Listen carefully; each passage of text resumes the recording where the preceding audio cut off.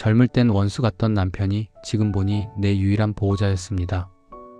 여러분, 혹시 지금 옆에 있는 남편이 원수처럼 느껴지시나요? 저 인간이랑 왜 결혼했을까 자다가도 화가 치밀어 눈물 훔친 적 없으신가요? 50년 넘는 세월 동안 그 사람은 제게 남편이 아니라 왼수였고 짐이었고 지긋지긋한 족쇄였습니다. 하지만 세월이 지나 나이를 먹어가 보니 저는 무서운 진실 하나를 깨달았습니다.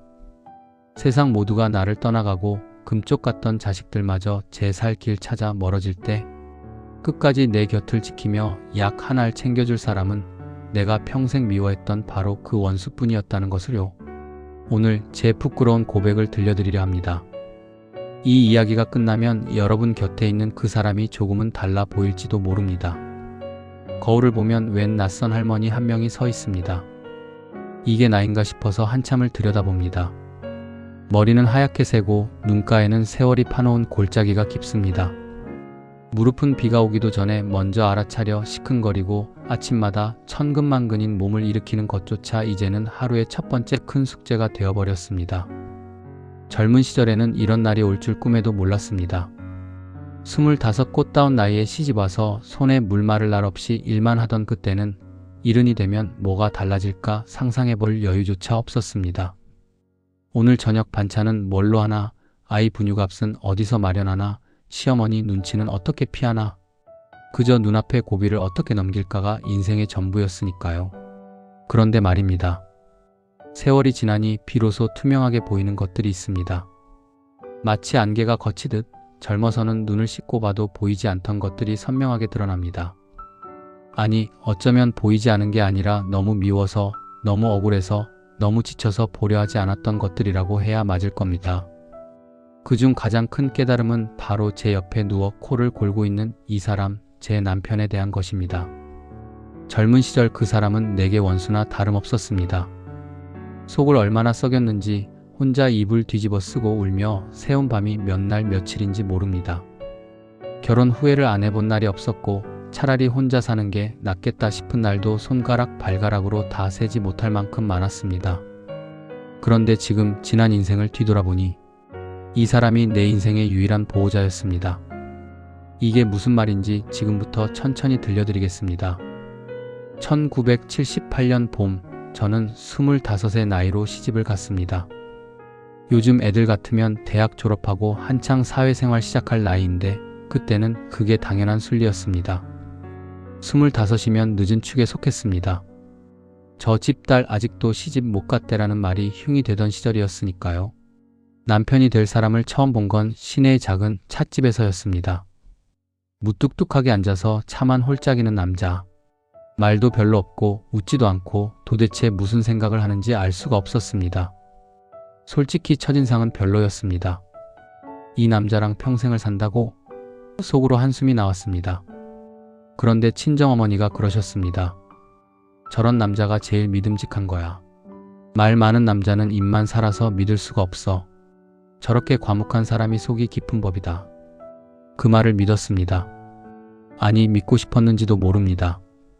25이면 그때는 늦은 축에 속했고 더 늦기 전에 시집가야 한다는 생각, 부모님께 짐이 되고 싶지 않다는 생각, 그런 것들이 복잡하게 얽혀서 저는 그 무뚝뚝한 남자와 결혼을 결심했습니다. 결혼식은 소박했습니다. 마을 회관에서 하객 100여 명 모시고 국수 말아내고 그게 전부였습니다. 화려한 웨딩드레스도 없었고 해외 신혼여행은 꿈도 못 꿨습니다. 신혼여행이라고 간 곳이 경주 불국사였는데 거기서도 남편은 말이 없었습니다.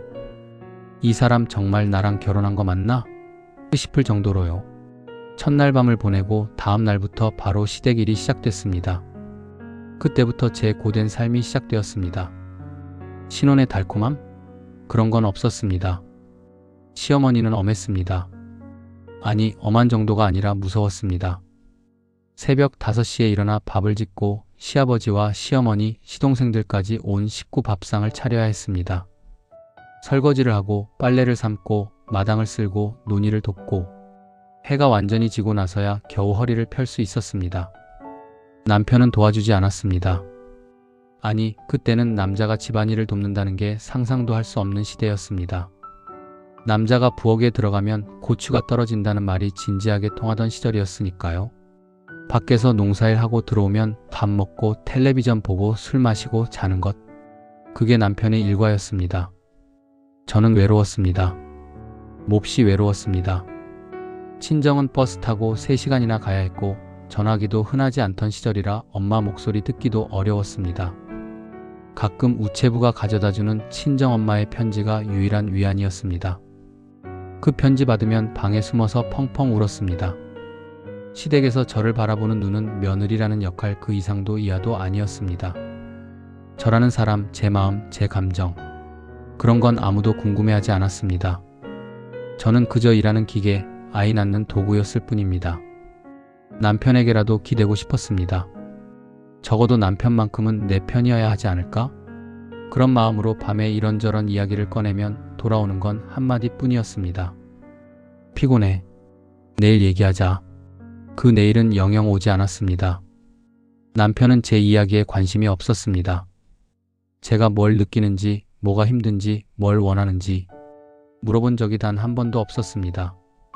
그때는 그게 정상인 줄 알았습니다. 다들 그렇게 사니까. 하지만 밤마다 베개가 젖었습니다.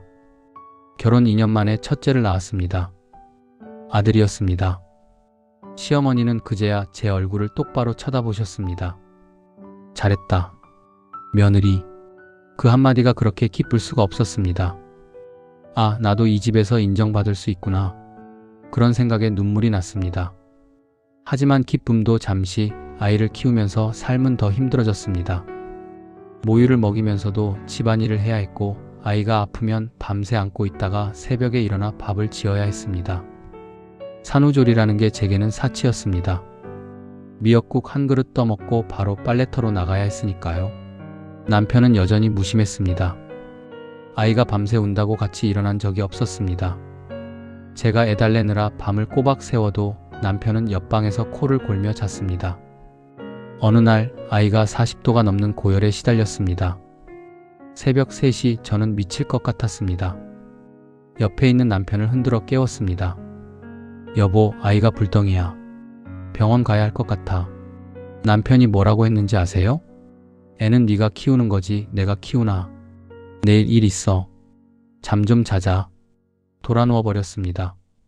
저는 그 새벽에 아이를 업고 혼자 병원으로 뛰어갔습니다. 캄캄한 시골길을 울면서 걸었습니다. 그때 정말 이 사람이 원수 같았습니다. 왜 나만 이렇게 고생해야 하지? 왜 이 사람은 저렇게 무심할까? 이럴 거면 뭐하러 결혼을 했을까? 수없이 원망했습니다. 하지만 그 원망을 입 밖에 내지는 못했습니다. 그 시절 여자들은 다 그렇게 살았으니까요. 참는 게 미덕이라고 배웠으니까요. 자식 셋을 키우고 시부모님까지 모시면서 40대를 보냈습니다. 몸은 천근만근이었고 마음은 더 무거웠습니다. 거울을 볼 시간도 없었고 봐도 그 안에 비친 건 젊음을 다 잃어버린 지친 여자뿐이었습니다. 큰아이는 대학에 가야 했고 둘째는 고등학생이었고 막내는 아직 초등학생이었습니다. 돈이 필요했습니다. 등록금, 참고서, 학원비. 남편 벌이만으로는 어림없었습니다. 구멍난 장독대에 물 붓는 격이었습니다. 저도 일을 시작했습니다. 공장에서 야간 근무를 하고 식당에서 설거지와 서빙을 하고 남의 집 청소도 했습니다. 아침에 나가서 밤늦게 들어오는 날이 허다했습니다. 그래도 집안일은 여전히 제 몫이었습니다. 밤 11시에 들어와서 빨래 돌리고 다음날 반찬 만들어 놓고 새벽 2시에 잠들었다가 5시에 일어나는 생활. 그때 남편과 가장 많이 싸웠습니다. 당신도 좀 도와줘. 나도 하루 종일 일하고 왔단 말이야. 남자가 집안일을 해? 내가 바깥일 하는 거로 충분하지 않아? 나도 바깥일 한다고. 눈이 있으면 봐. 그건 내가 하고 싶어서 하는 거잖아. 말이 통하지 않았습니다. 사는 세상이 달랐습니다. 저는 세상이 바뀌고 있다는 걸 느꼈지만 남편은 여전히 과거를 살고 있었습니다. 시대가 바뀌어도 이 사람 머릿속은 바뀌지 않았습니다. 솔직히 고백하자면 그때 이혼을 생각한 적이 있습니다. 아니, 생각만 한 게 아닙니다. 실제로 이혼 서류를 가져다 놓고 이름을 써봤습니다. 수천 번은 썼다 지웠을 겁니다. 이 사람이랑 더 이상 못 살겠다. 차라리 혼자 사는 게 낫다. 하지만 자식 셋을 두고 어떻게 나갑니까? 어디로 갑니까? 갈 곳도 없고 갈 용기도 없었습니다. 이혼하면 팔자 드센 여자라는 손가락질 받을 게 뻔했고 자식들 앞날에 흠이 될까 두려웠습니다. 그렇게 이를 악물고 버텼습니다. 버티는 것 말고는 제가 할 수 있는 게 없었습니다. 아이들이 하나둘 제 갈 길을 찾아가면서 집안이 조금씩 조용해졌습니다. 큰아이는 취직을 했고 둘째도 대학을 졸업하고 직장을 잡았고 막내도 고등학생이 되었습니다. 그렇게 정신없이 달리던 삶이 조금씩 속도를 줄이기 시작했습니다. 시어머니가 돌아가셨습니다. 엄하셨지만 그래도 15년을 모신 분이었습니다. 장례를 치르고 집에 돌아왔을 때 집이 이상하게 텅 빈 느낌이었습니다. 시아버지는 그 충격에 1년을 못 버티시고 따라가셨습니다. 갑자기 집이 조용해졌습니다. 북적대던 대가족이 둘만 남았습니다. 그때부터 남편이 조금씩 달라지기 시작했습니다. 어느 날 식당에서 일하고 늦게 들어오는 저를 남편이 마루에서 기다리고 있었습니다. 손에는 따뜻한 물이 담긴 대야가 들려 있었습니다. 발 좀 씻어. 많이 아플 거 아니야. 툭 던지듯 한 말이었지만 저는 그 물대야 앞에서 한참을 멍하니 서 있었습니다. 이게 뭐지? 이 사람이 왜 이러지? 혹시 무슨 일이 있나? 바람이라도 피운 건가?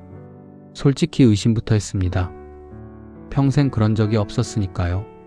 하지만 그 후로도 작은 것들이 쌓였습니다.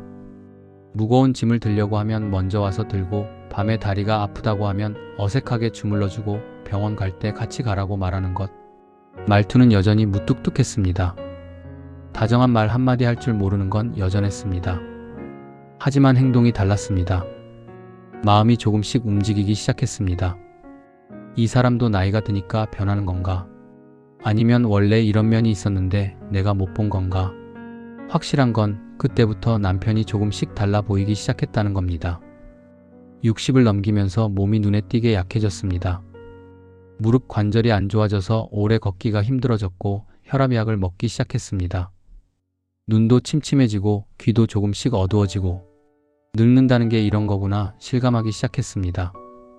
남편도 마찬가지였습니다. 당뇨가 왔고 전립선에 문제가 생겼고 허리도 굽기 시작했습니다. 젊은 시절 그렇게 건장하던 사람이 어느새 구부정한 노인이 되어 있었습니다. 우리 둘 다 늙어가고 있었습니다. 어느 날 저녁 남편이 물었습니다. 야, 우리 얼마나 산 거야? 뭘? 결혼. 몇 년이나 됐냐고. 35년인가? 아니, 36년이네. 그래, 36년. 남편이 창밖을 보며 말없이 고개를 끄덕였습니다. 무슨 생각을 하는지 물어보지 않았습니다. 묻지 않아도 알 것 같았습니다. 우리가 벌써 이렇게 됐구나. 세월 참 빠르다. 그때 깨달았습니다. 이게 정이라는 거구나.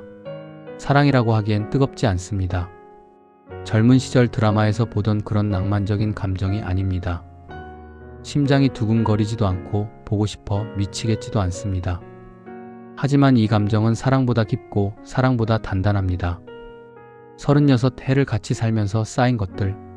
기쁜 날도 있었고 슬픈 날도 있었습니다. 싸운 날도 있었고 화해한 날도 있었습니다. 자식 낳고 키우면서 함께 웃고 울었습니다. 장례식장에서 나란히 절을 하고 결혼식장에서 나란히 앉아 눈물을 닦았습니다. 그 모든 시간이 쌓여서 만들어진 게 정이었습니다. 정은 하루아침에 생기지 않습니다. 수십 년의 희로애락이 발효되어야 비로소 만들어지는 겁니다. 마치 오래 묵은 된장처럼 시간이 만들어내는 깊은 맛입니다. 자식들이 다 결혼을 했습니다. 큰아들은 서울에서 직장 다니며 아이 둘을 키우고 둘째 딸은 대전에서 살고 막내 아들은 부산에 있습니다. 손자 손녀가 5이나 됩니다. 명절이면 다들 모이지만 평소에는 각자 바쁘게 살아갑니다. 그게 당연한 겁니다. 저도 결혼하고 나서 친정에 얼마나 자주 갔습니까? 명절에 잠깐, 부모님 생신에 잠깐. 그나마도 시댁 눈치 보느라 제대로 있지도 못했습니다. 자식들을 탓할 수 없습니다. 그렇게 살라고 키운 겁니다. 독립해서 제 살 길 찾아가라고 그렇게 공부시키고 가르쳤습니다. 하지만 솔직히 말하면 쓸쓸합니다. 텅 빈 거실에 앉아있으면 생각이 많아집니다. 그 푹적거리던 집이 아이들 웃음소리로 가득 차던 집이 이제는 이렇게 조용하구나. 시계 초침 소리가 유난히 크게 들립니다. 세월이 참 야속합니다. 자식들한테 전화가 오면 반갑습니다. 엄마 잘 지내? 응, 잘 지내. 너희는? 우리도 잘 지내. 다음에 내려갈게. 그 다음이 언제인지는 모릅니다. 바쁜 거 압니다.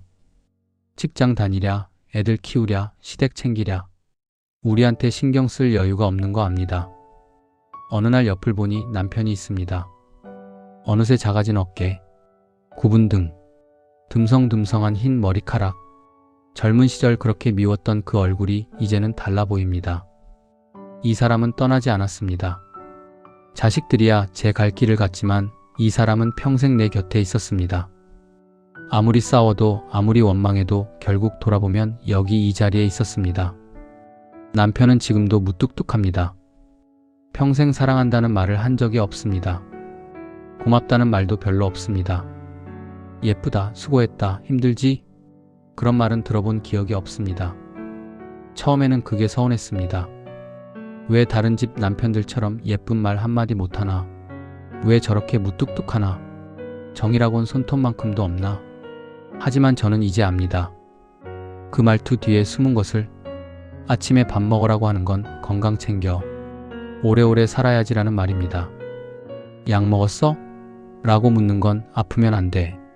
당신 없으면 나도 못 살아라는 말입니다. 다리 아프면 말해. 병원 가자라고 하는 건 당신 아프면 내가 더 아파라는 말입니다. 이걸 알기까지 너무 오래 걸렸습니다. 젊은 시절에는 왜 예쁜 말을 못하나? 왜 저렇게 무뚝뚝하나? 정이라곤 손톱만큼도 없나? 그렇게 원망만 했습니다. 하지만 이 사람의 사랑 표현이 원래 이런 거였습니다. 말이 아니라 행동으로. 화려하지 않지만 묵묵하게. 그게 이 사람의 방식이었습니다. 어떤 날은 남편이 부엌에서 뭘 하길래 가봤더니 서툰 손으로 라면을 끓이고 있었습니다. 뭐 해?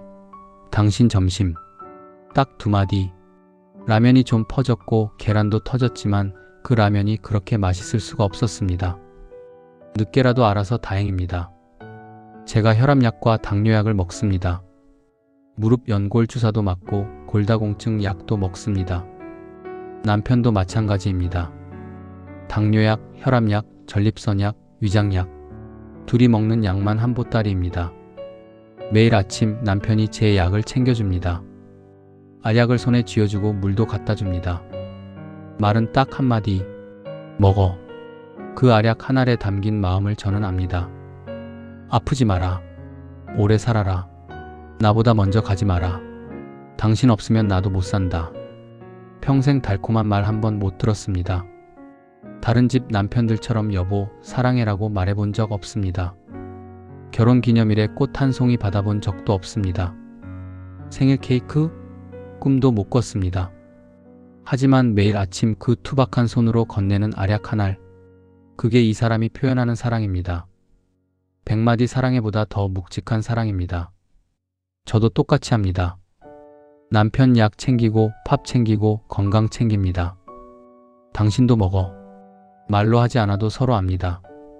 수십 년을 같이 살았는데 뭘 모르겠습니까? 우리는 서로의 환자이자 서로의 보호자가 되었습니다. 병원 갈 때 같이 가고 진료실에서 의사 말씀 같이 듣고 약국에서 약 같이 받아오고. 젊은 시절에는 상상도 못했던 일입니다. 그때는 서로 쳐다보기도 싫었는데 이제는 서로 없으면 안 됩니다. 요즘은 산책을 자주 합니다. 아침 저녁으로 동네를 한 바퀴 돕니다. 제 무릎이 안 좋아서 빨리 걷지는 못합니다. 남편도 허리가 안 좋아서 천천히 걷습니다. 두 노인이 손잡고 느릿느릿 걷는 모습? 젊은 사람들이 보면 답답하겠지요. 지하철에서 자리 안 비켜주면 눈치 줄 것 같은 그런 노인들. 하지만 우리에게는 이 속도가 맞습니다. 어느 날은 남편이 먼저 손을 내밀더군요. 잡아. 넘어지면 어쩌려고. 그 손은 거칠었습니다. 평생 노동으로 굳은 손. 마디마디 투박하고 깊은 주름이 잡힌 손. 젊었을 때는 그 손이 왜 그렇게 싫었는지 모릅니다. 거칠고 투박하고 다정함이라고는 없어 보였으니까요. 하지만 그 손을 잡으면 든든합니다. 내 인생에서 가장 튼튼한 울타리가 바로 이 손이었구나. 젊어서는 왜 몰랐을까요? 비 오는 날 남편이 우산을 씌워줍니다. 자기는 어깨가 젖어도 제 쪽으로 우산을 기울입니다. 말은 없습니다. 그냥 그렇게 합니다. 그 모습이 어찌나 고맙던지, 이 사람이 이런 사람이었구나. 말이 없어서 몰랐지 원래 이런 사람이었구나. 50년 같이 살고서야 비로소 보이는 것들이 있습니다. 나이가 들면 외로워진다고 합니다. 정말 그렇습니다. 친구들이 하나둘 떠나갑니다. 먼저 간 친구도 있고 멀어진 친구도 있습니다. 젊은 시절 죽이 맞던 친구도 이제는 1년에 한 번 보기도 힘듭니다. 다들 제 살기 바쁘고 몸이 안 좋은 친구는 만나기도 어렵습니다. 작년에 가장 친했던 친구가 떠났습니다. 장례식장에서 관을 보면서 생각했습니다. 다음은 내 차례겠구나. 무섭지는 않았습니다. 그냥 담담했습니다. 다들 가는 길이니까요. 형제들도 마찬가지입니다. 부모님 살아계실 때는 명절마다 모였는데 부모님이 돌아가시고 나니 볼 일이 없습니다. 제사도 점점 간소해지고 연락도 뜸해지고 가끔 전화 오면 잘 지내지? 응, 잘 지내. 그게 전부입니다. 그래서 더 절실하게 느낍니다. 끝까지 내 곁에 있는 사람이 누구인가를. 자식들? 물론 자식들도 효도합니다. 명절에 오고 용돈도 주고 전화도 합니다. 하지만 자식들은 제 삶이 있습니다. 직장도 있고 자기 가족도 있습니다. 일주일에 한 번 전화하는 것도 고마운 거지 더 바라면 안 됩니다. 그게 현실입니다. 결국 남는 건 배우자입니다. 아침에 눈 뜨면 옆에 있고 밤에 자면 옆에 있는 사람. 하루 세 끼를 같이 먹는 사람. 아프면 같이 걱정하고 웃으면 같이 웃는 사람. 새벽 3시에 가슴이 답답해서 깨어났을 때 손 뻗으면 닿는 사람. 그게 남편입니다. 남편이 저한테 잘한 것만 있는 건 아닙니다. 서운했던 일도 많습니다. 야속했던 일도 많습니다. 평생 잊지 못할 상처도 있습니다. 그건 사실입니다. 하지만 저도 남편한테 잘한 것만 있는 건 아닙니다. 젊은 시절 남편 욕을 얼마나 했는지 모릅니다. 동네 아주머니들 모여서 남편 험담하는데 저도 빠지지 않았습니다. 우리 남편은 말이야 정이라곤 손톱만큼도 없어. 저렇게 무뚝뚝할 수가 있나? 나무 토막하고 사는 거랑 뭐가 달라? 그렇게 얼마나 말했는지 생각해보면 저도 남편 마음을 몰라줬습니다. 그 사람도 힘들었을 겁니다. 바깥에서 일하고 돈 벌어오느라 얼마나 고생했겠습니까? 여름에는 뙤약볕 아래서, 겨울에는 매서운 바람 맞으며. 그런데 집에 오면 왜 이것밖에 못 버느냐, 다른 집 남편은 이러는데 왜 당신만 그러냐, 그런 말만 들었으니 서로에게 미안한 게 많습니다. 하지만 이 나이에 무슨 미안하다는 말을 합니까? 쑥스럽기도 하고 어색하기도 하고. 평생 그런 말 안 하고 살았는데 갑자기 어떻게 합니까? 말로 하지 않아도 행동으로 보여주면 됩니다. 남편 약 챙겨주면서, 밥 차려주면서, 산책할 때 손 잡아주면서. 그게 저의 미안함이고 감사함입니다. 남편도 마찬가지일 겁니다. 말은 안 해도 다 알아요. 수십 년을 같이 살았는데 뭘 모르겠습니까? 함께 늙어간다는 건 서로의 추한 모습을 다 보는 겁니다. 젊었을 때는 숨길 수 있었습니다. 아픈 거, 약한 거, 부끄러운 거 다 숨기고 좋은 모습만 보여줄 수 있었습니다. 화장하고 차려입고 건강한 척, 괜찮은 척. 하지만 늙으면 숨길 수가 없습니다. 대소변 가리기 힘든 것도, 기억력이 깜빡깜빡하는 것도, 몸 여기저기 아픈 것도 다 드러납니다. 이가 빠지고 머리가 벗겨지고 주름이 늘고 몸에서 냄새가 나고. 젊은 시절에는 상상도 못했던 일들이 현실이 됩니다. 그걸 다 보고도 옆에 있어주는 사람. 그게 부부입니다. 남편이 요즘 귀가 어두워졌습니다. 제가 말해도 뭐? 라고 되묻기 일쑤입니다. 예전 같았으면 짜증냈을 겁니다. 귀 좀 닦아. 빨리 병원 가봐. 라고 소리쳤을 겁니다. 지금은 그냥 큰 소리로 다시 말해줍니다. 그리고 옆에 바짝 붙어서 이야기합니다. 남편 귀에 대고 말하면 잘 들으니까요. 이게 늙어가는 겁니다. 서로 불편해지는 걸 감싸주면서 같이 가는 겁니다. 젊을 때처럼 막 화내고 짜증내고 원망하면 못 삽니다. 그러다 먼저 지칩니다. 자식들 집에 가면 좋습니다. 손자 손녀 얼굴 보면 기분이 좋습니다. 며느리도 잘해주고 사위도 잘해줍니다. 어머니 뭐 드시고 싶은 거 있으세요? 아버지 편히 쉬세요. 다들 친절합니다. 하지만 하루 이틀이면 집에 가고 싶습니다. 남의 집이니까요. 아무리 내 자식 집이라도 내 집은 아닙니다.